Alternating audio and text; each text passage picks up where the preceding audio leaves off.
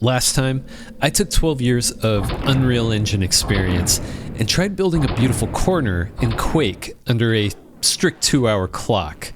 But a pretty box is useless if players can't open a door or turn on a light. So today, we're diving into Quake's logic system to build my very first interactive environment. And yes, thanks to a commenter in my last video, I even added that iconic purple sky.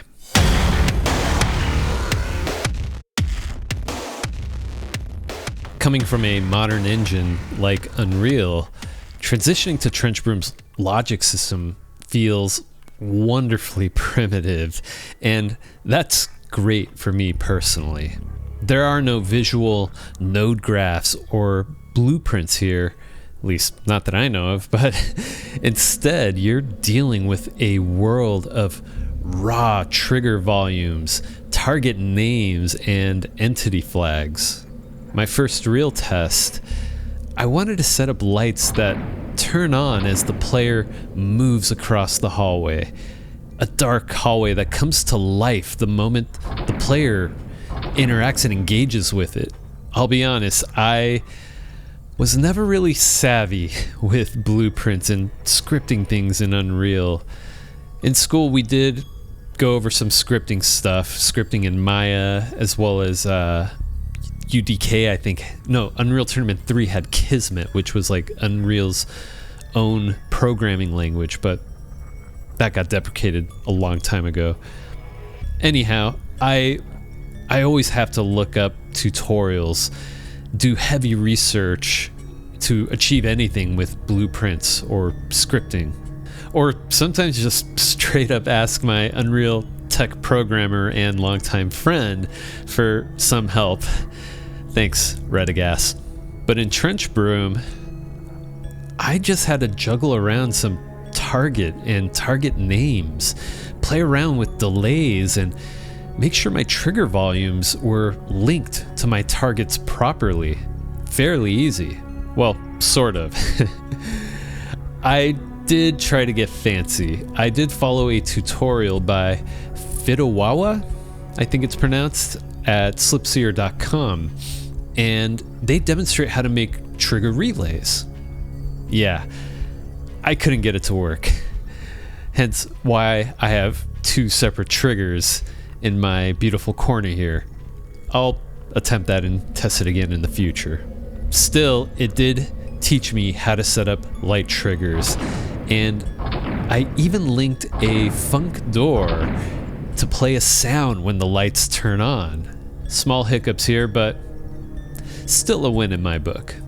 With the lighting triggers figured out, at least to this point, it was time to tackle the main event.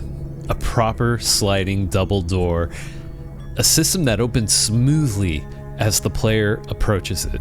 I could have gone with simple rectangle doors, but I just love that pyramid trapezoid shape of the double door textures in the runic texture set. So I had to go with that one. Got to practice my CSG subtracting skills, carving out the space for the door in the wall, though I was struggling on the angle value. I first played with these values, super small numbers like 1 through 5, and it was funny seeing my doors just move an inch or two in a tiny direction in testing. Thanks to a tutorial that I found on the Quake wiki, that angle value can be anything from 1 to 359. Of course, right? The direction is based on the rotation axis value. And if you want the door to move vertically, I believe it's negative values, -1 or -2, and that'll determine if the door moves up or down. And then it was just a matter of fine-tuning, slowing down the door speed so it looks heavy. After all, episode 3 of Quake is like my main inspiration for this beautiful corner. And yeah, I did take some time to adjust some of the art that I had originally done to this environment. You can see that the the gratings looking into the lava space are now detailed out. I try to match the shape of the opposite wall to some extent. And, you know, on the topic of inspiration, remember when I mentioned a viewer suggesting the classic Quake purple skybox? I responded to that comment, why didn't I think of that? Those skyboxes are so iconic for Quake. Well, I took that advice to heart. I deleted the roof section to look out into the void, but a flat ceiling hole wasn't going to cut it. I wanted to spend a little time detailing out the ceiling features, something I didn't have in my last video. As you can see, I played around with some stone arched rafters. I ended up settling with some more metal details instead, some chunky metal boxy rafters. You see these in episode 3.